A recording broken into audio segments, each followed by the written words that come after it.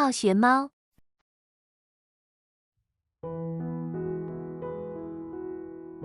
他想，能出什麼亂子呢？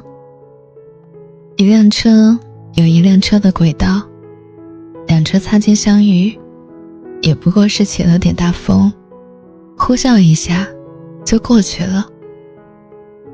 人和人好像就不一樣，遇上了就容易纏上。除了表面的，還有心裡的，總不能撇得清爽，或者也不想撇得清爽。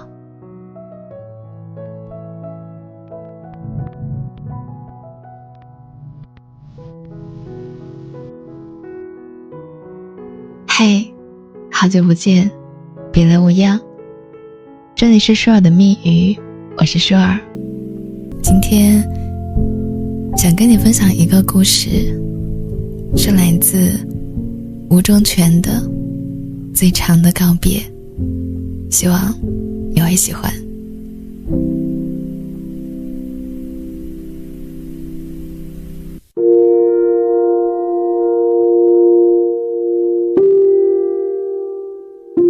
下午4點半，最後一班火車離站，保潔開始掃地拖地，工作人員離開崗位，脫下制服，收拾東西下班。老常通常是最後一個走，和保安一起把大門上鎖，然後拎着包穿過站前的小廣場，停在一個公交站牌下等車回家。冬季天黑得早，不到5點鐘就黑得徹底了，路燈全都亮了起來。現在的路燈和從前不一樣，從前的昏黃雖不亮堂，但有暖意，有種屬於夜晚的歸屬感。現在的清亮輻射廣，不讓人憂愁，卻把這一帶照得越發冷清。公交站牌後面是一家小商店，平房，因挨着火車站，一直沒機會拆遷。店裡玻璃門關得緊，怕暖氣跑出來，門簾遮住一半，另一半才露出裡面的景致來。老闆娘50來歲，坐在店裡看 iPad， 卻也在看手機，一雙眼睛挺忙的。公交桿等不來，老長的皮鞋穿了2年多，里子的毛差不多掉光了，不保暖。他跺了跺腳，推門進了商店。老闆娘抬頭看是他，說：下班了。兩人認識，商店開了多少年就認識多少年。他到櫃檯前說拿包煙，目光看着紅雙喜，卻說要長白山，都是硬核，價錢差着1多半。老闆娘遞給他，他掃碼付錢，又問茶葉蛋有嗎？老闆娘說懶得弄了，人少賣不出去，到頭都自己吃了。他看了看那空着的茶叶蛋鐵罐子，端坐在煤爐上，好多年前就是這個。兩人閒聊幾句，公交車就來了。老長推門出去，門一開一合，門外也是半扇門的景致。老闆娘看着他的背影，在風裡佝偻着小跑，沒來頭的跑出個念頭，他也老了。他抽回目光，看到櫃檯上的長白山落下了，他替他收好，知道他明天會來拿，卻也有點事情想不起來。他是從什麼時候開始抽這個牌子的？以前可都是抽紅雙喜啊。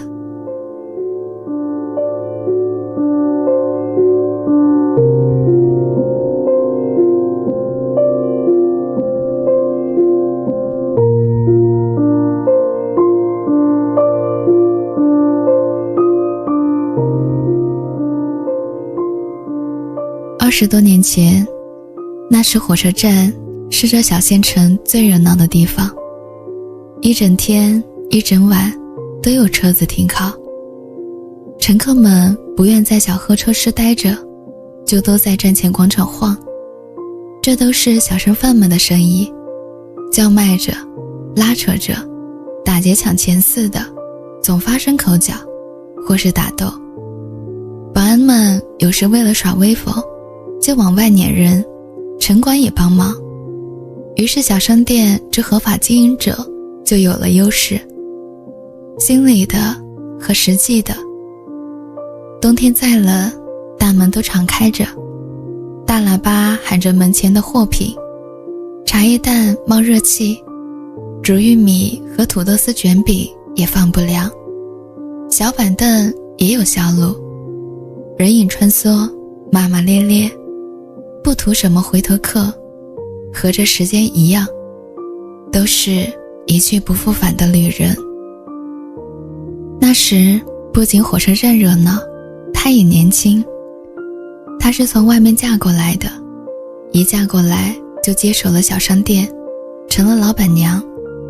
看起來運氣好，但也不好。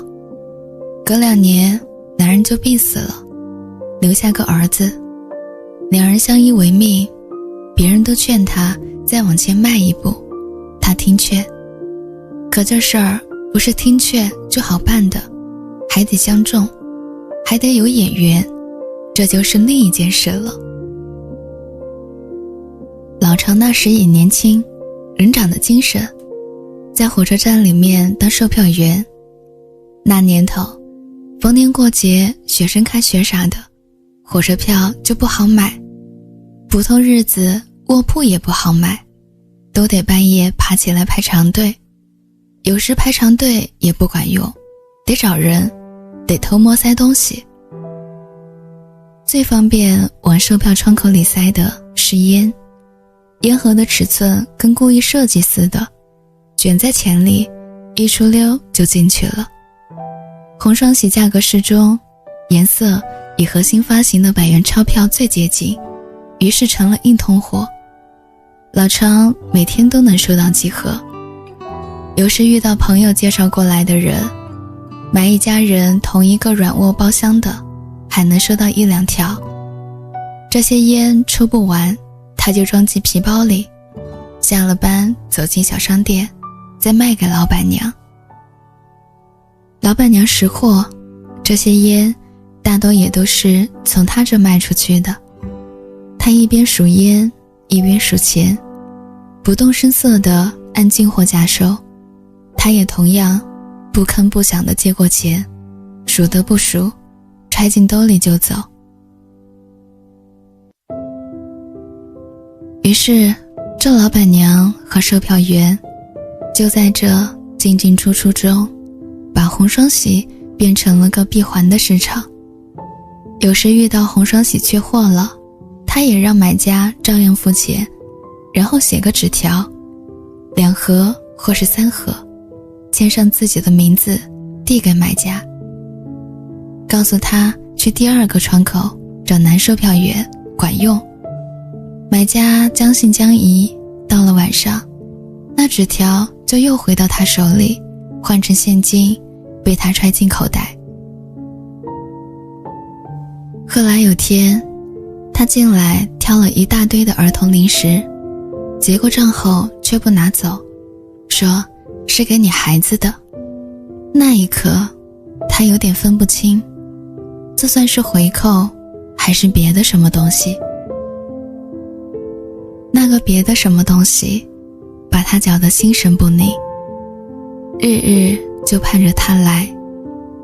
遇到他的休息日，他心裡就沒着沒落的，老是算錯賬，茶葉蛋都煮不熟，心裡亂，可也不敢再多亂。人家是在火車站裡面上班，吃的是鐵路局的硬飯，是體面人。她一個寡婦，帶着孩子，不匹配。可在街上看到件白襯衫，還是沒猶豫就買下來。她他記得他愛穿，只是常穿的那件袖口都磨得起毛邊了，可又覺得送这禮物太張揚了，便在地攤又買了個套袖。回去琢磨半天，到底送哪個？最後還是送了襯衫，套袖自己用了。他收了襯衫，也接受了他照顧生意的理由，隔天就穿着來上班。他離着800米都能看到，陽光底下，那襯衫白得亮眼。後來他們一起去喝過次酒，原因是一個想找鐵路局辦事的親戚，實在找不着關係，找到了他頭上，覺得他在這開了這麼多年商店，總該認識點火車站的人。他只認識他，就把他請了出來。他給面子，承諾再幫着找人托關係。親戚和他心裡都亮堂了，酒也就喝多了。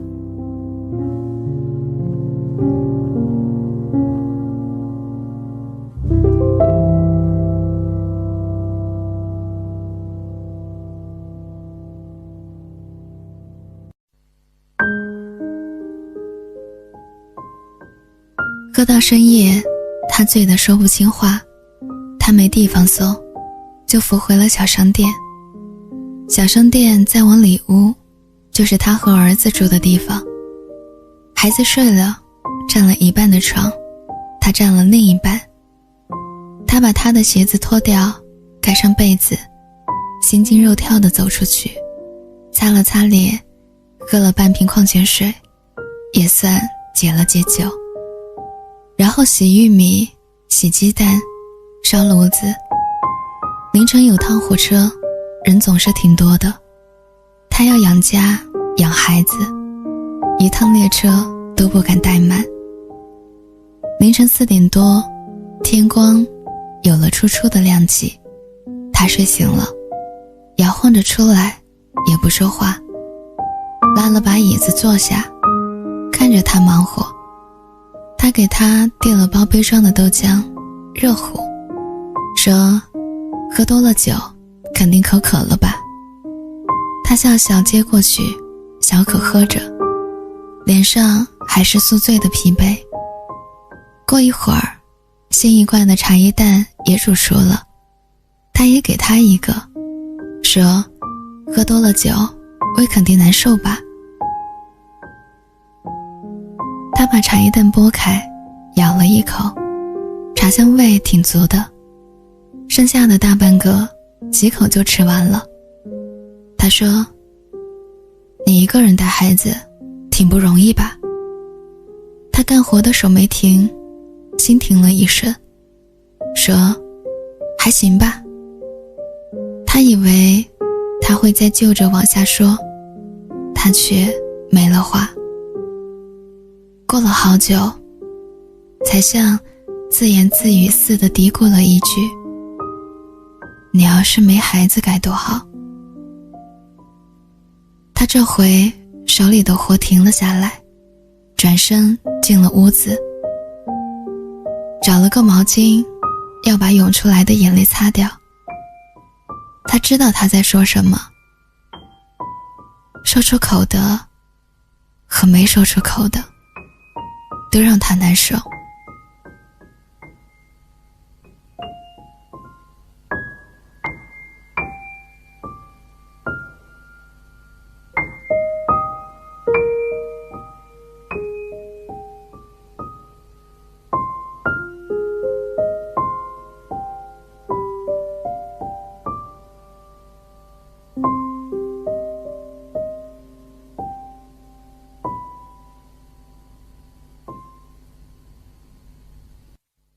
他洗了把臉出来，椅子空了。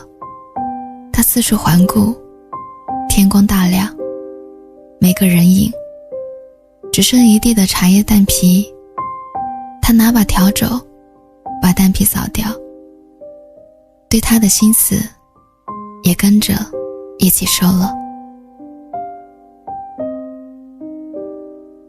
年後，老常和一個在公交車上賣票的女人結了婚。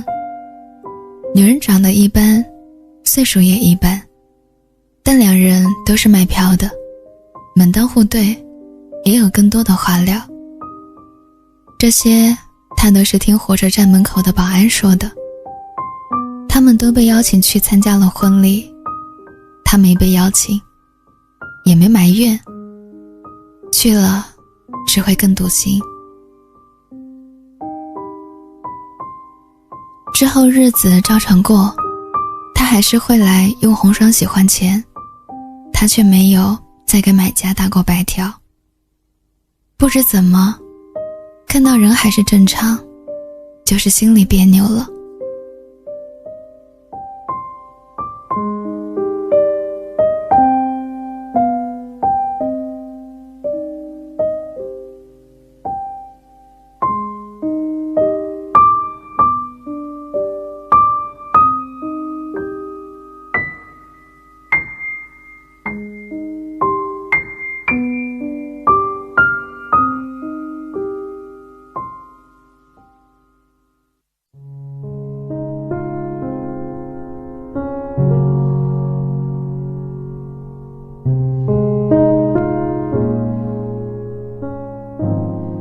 又过了2年，街对面新開了家賣豬飼料的店，老闆是個30來歲的男人，天天晚上穿着秋褲在屋子裡跳繩，跳完繩還穿着秋褲，呼哧帶喘的過來買啤酒。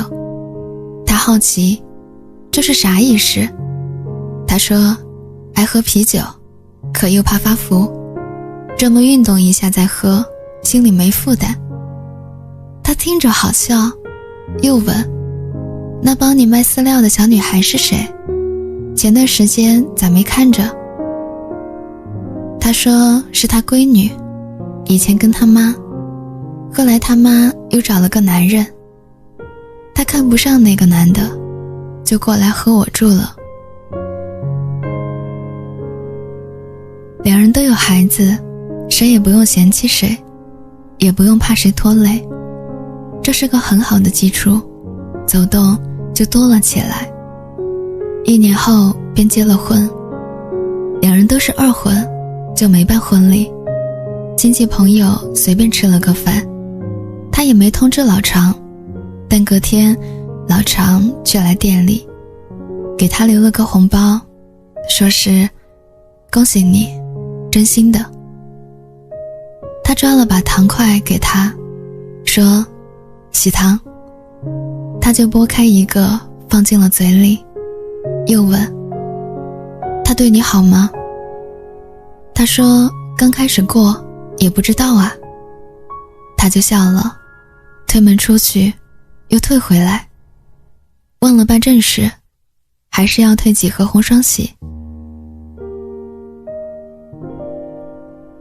結婚後他還在這邊開商店，男人還在對面賣飼料，品種多了些，除了豬的，牛馬羊雞的都有。他覺得日子也沒啥變化，除了男人的閨女和他不親，不親就不親吧，自己的兒子和男人也不親。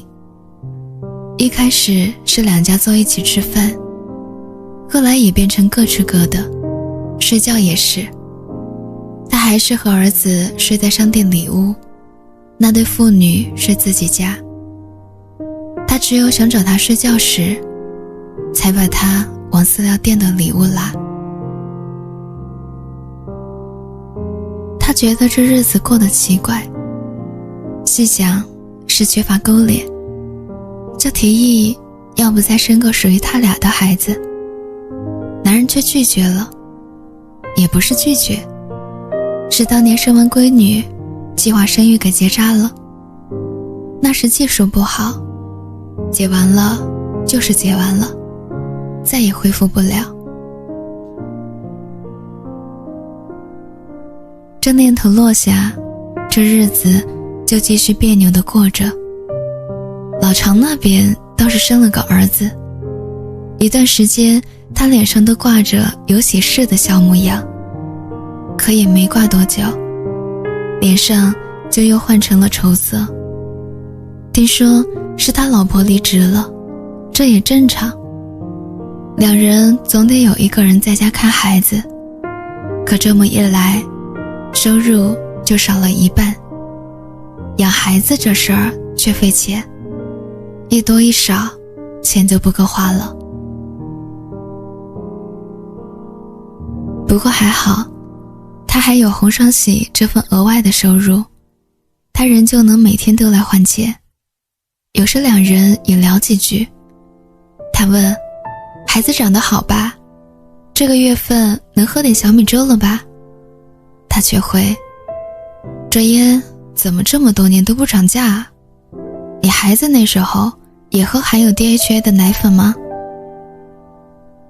他終於想起來了，他就是從那時起把煙換成長白山的。老板娘看着公交車走遠，她营業的一天也就結束了。火車站沒了班次，她的店就沒了客流。附近不是居民區，餐飲店也少，路燈亮起就基本都關了門，她也沒法例外。起身把門前的貨物搬進屋子，門頭燈關上，店門在外面上鎖，這一片最後的一點煙火氣也就熄滅了。他推着自行車往別處走。幾年前他買了個樓房，小區環境挺好的，有電梯，裝修也花了不少錢。他現在更喜歡待在家裡弄花弄草。這商店開了太多年，早就膩了，可也沒有全膩，多少算個营生，賺多賺少也勉強能夠個家用。他如今不愁錢，多了沒有，20-30萬還能拿得出來，全靠那些年起早貪黑玩命似的賺的。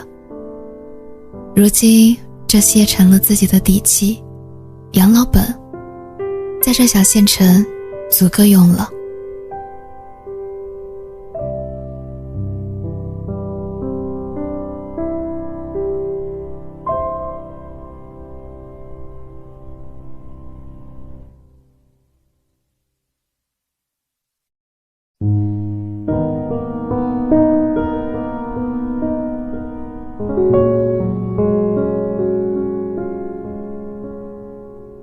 兒子大學畢業後留在了外地，挺懂事的，不用他操心，也不用他掏錢，但就是1-2年才回來一趟，說忙，說趁年輕拼一拼，拼出來了就接他過去。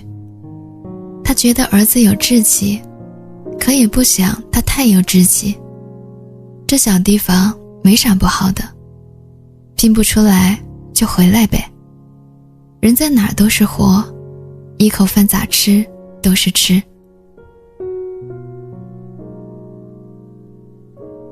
他把车子停在車棚裡，上楼，開門進屋。屋子裡雖然暖和，但冷氣卻撲面而來。早上出門泡在水池裡的鍋還在那泡着，他不回來就會永遠泡着。一個人住就是這麼回事兒，不會有事物發生意料之外的變化，仿佛所有東西都是恆定的，他走過去才會擾亂一切。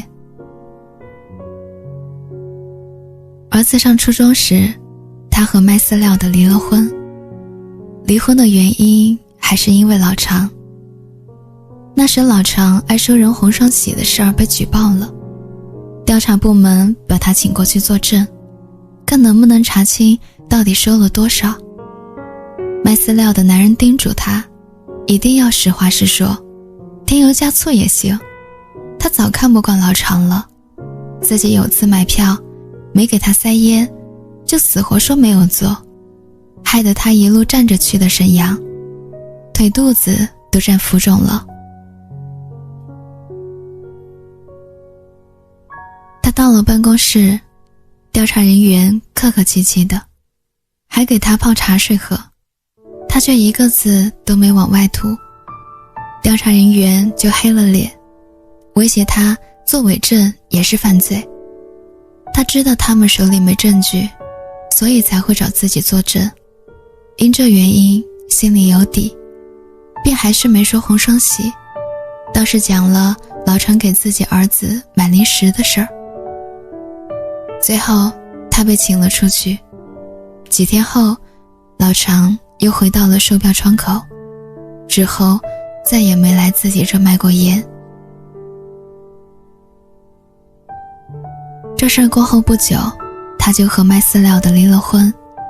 他弄清楚了，這男人寧可一路站到瀋陽，腿肚子都站浮腫了也要去的原因，是因為那邊有個女的，他們是在一個賣飼料的 QQ 群裡認識的。女的也愛喝啤酒和跳繩，两人還总一起約着去进貨，該發生的不該發生的都發生了。辦完手續，男人就領着女兒走了，不知道是去了瀋陽，還是去了別的其他什麼地方。那個飼料店關門了，又過了段時間，換成了個賣農具的，鐮刀、鐵鍬、耙子，樣樣都堆在門前。遇到流氓打架，每一件都成了順手的家伙事，這店就也沒開長。離婚後，老常來找過一次他，是帶着媳婦和兒子一起來的，非拉着他去吃飯。他以為是對之前作證的事情表示感謝，到了那發現確實也是感謝，只是感謝的方法是給他介紹了個男的。那男人是老常媳婦的遠房表哥，長得圓墩墩的，一臉橫肉，眼睛跟睜不開似的。在飯桌上，老常的媳婦不停地誇表哥，雖然長得一般，但裡子豐富，走南闖北，去的地方多，見識也廣。又說沒結婚，沒有孩子，父母也都走了，這等於啥拖累都沒有，就是連房子也沒有，需要搬到他那去住。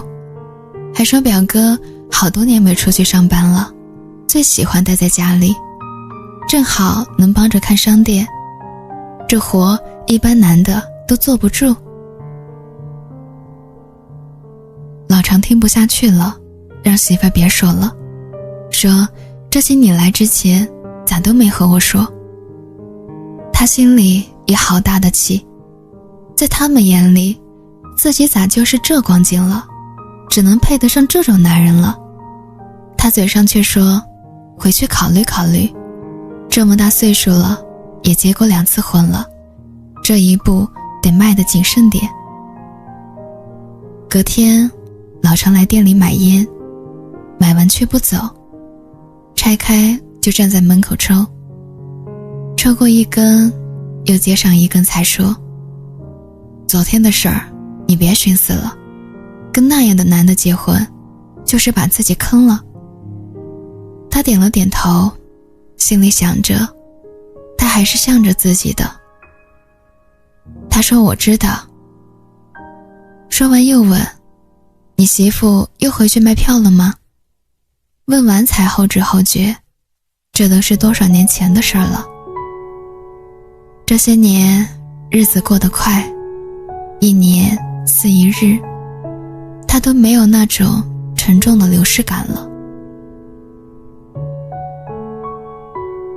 老常說还賣啥票啊，現在公交車都沒人收票了。他說那火車會嗎？他說我估計不能，再怎麼在網上買，但還是有不會買的，還是會有退票的。他挠了挠頭說，哎，你知道嗎？咱這要蓋高鐵站了。他把這當個喜事兒來和他說，他心裡卻有了憂愁，說，那你那時就調到那邊去了唄。他說，我不去誰去，我可是老員工了，有經驗，不然弄一些小屁孩過去，那高鐵多快啊，不得出亂子。他想，能有什麼亂子呢？一輛車有一輛車的軌道，兩車擦肩相遇，也不過是起了點大風，呼嘯一下就過去了。人和人好像就不一樣，遇上了就容易纏上，除了表面的，還有心裡的，總不能撇得清爽，或者也不想撇得清爽。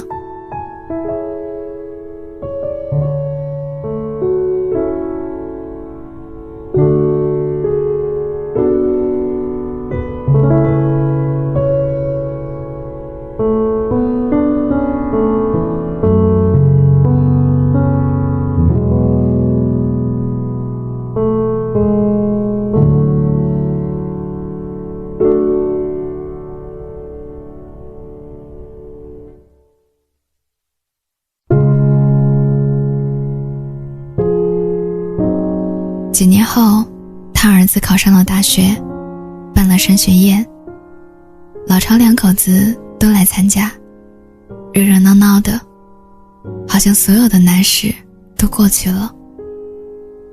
秋天的時候，高鐵站建成了，浩浩蕩蕩的通車儀式，領導都去了，陣仗老大。一溜高鐵站的員工拍照合影，老常沒在裡面，他被留在了老火車站。領導的理由是，老人就該在老地方，熟悉也能壓陣。他心裡清楚，還是因為紅雙喜的事情。他想解釋，現在都有攝像頭了，早不敢收了，可也不敢這麼說，等於自首。於是憋着忍着笑着，繼續往手錶口裡鑽。他知道他肯定難受，炒了2個菜，下班時把他叫過來，喝2杯。他2杯擋不住，先是說不埋怨，啥因得啥果，都是自己活該。又說這老火車站現在升6班車，明年減成4班，再過1年就剩2班了。他安慰他說，這不挺好嗎？活少輕巧不累。他說，光輕巧有啥用啊，工資也不漲，也沒獎金，福利待遇更別提了，就是個混吃等死的地方。他又找理由安慰說，那別人想這麼混還混不下去呢，有個地方能混一輩子，咱們得知足。他念叨着知足知足，眼淚卻落了下來。他還想趕緊找理由安慰，可他卻說了另一個事，他老婆身上長了腫瘤，要重新做手術，不做的話恐怕活不長了。他嚇了一跳，想起兒子升學宴的時候，怪不得看着苗條了不少，原来不是減肥，是病了。那晚他睡不着了，想着要不要幫一把，除了善心還有點別的小心思。长腫瘤那不就是癌症嗎？癌症能治好吗？他見過好多人，手術也手術了，但拖拖拉拉幾年後人又沒了。他看着存折上的錢，取一些幫他，也不指望还。万一他是想萬一有那麼一天，他就也變成有孩子的人了，他們就誰也不嫌棄誰了。隔天，他取了几萬塊錢，用紙包着去了醫院。在病房門口，看到他坐在床邊剝橘子，他老婆躺在床上，一個勁地抹眼淚，說孩子不愛吃疙瘩湯，你以後別總做，他現在是青春期，肯定叛逆，你別動不动就打他。洗衣機甩干的壞了，你找人修一修，要不床單洗完了，你一個人沒法擰。他聽着紅了眼眶，嘴裡卻說，你說這些沒用的幹啥啊？那等你出院了，還像以前一樣，咱倆一起領唄。孩子我不打，你以為我想打啊？我打我兒子，我心裡不疼啊。他在门口看着，眼眶也紅了，為自己的小心思羞愧。以前覺得老程對他老婆沒感情，在一起是適合，門當戶對。如今這10幾年過去，沒有也處出來了。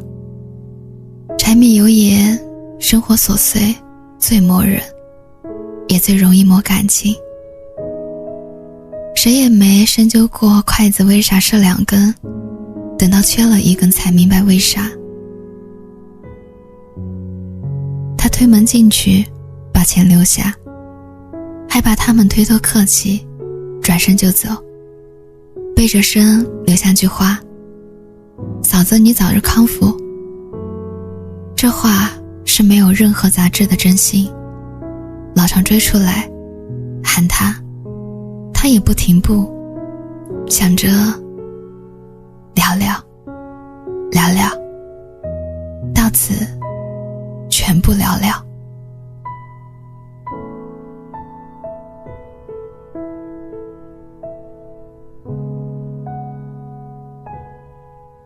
老常的老婆做了手術，挺成功的，几年來都沒有再復發。他找了個家真的活，一天跟個1、2家，也不少賺。老常每月開支都會到店裡送一個信封，裡面是力所能及的金額。他關心幾句他家裡的情況，然後數一數錢，記上賬。這麼拖拖拉拉還了幾年，錢就全還上了。他們還多給了點錢做利息，他沒要。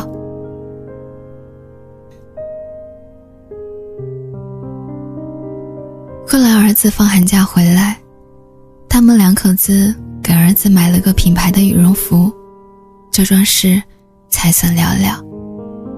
他們之間的關係又清清爽爽了。清晨8點半，第一班火車抵達，火車站8點才開門。老常坐進售票口，喝2口茶水，等着再等着。車子抵達前10分鐘停止售票。今天沒有人現場買票，也沒人退票。他從售票口出來，站到檢票口，數了數，有5個人排隊。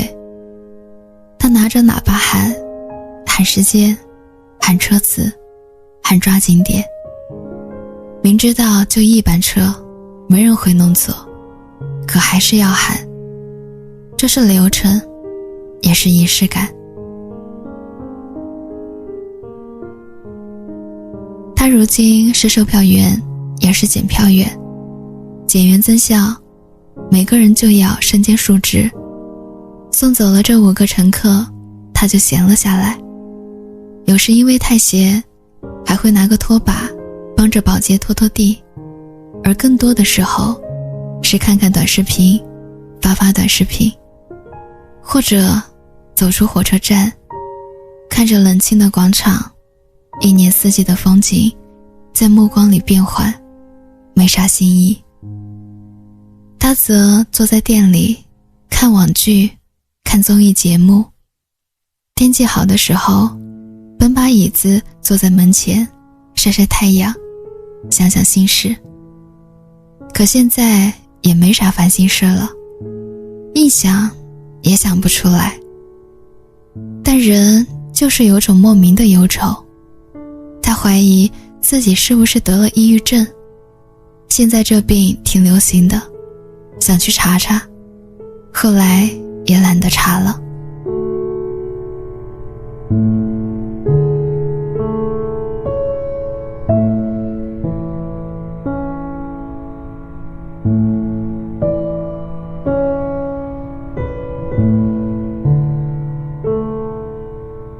如果他在曬太陽的時候，老常也在廣場上望天，就會走過來和他閒聊幾句，講講各自的新鮮事兒，但也都聊不了幾句就沒了話。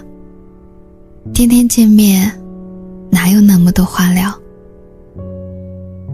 但有時也會多說幾句，說些對生活的展望。他還是盼着火車站最後的2班車早點停運，這樣他就可以順理成章地去高鐵站了。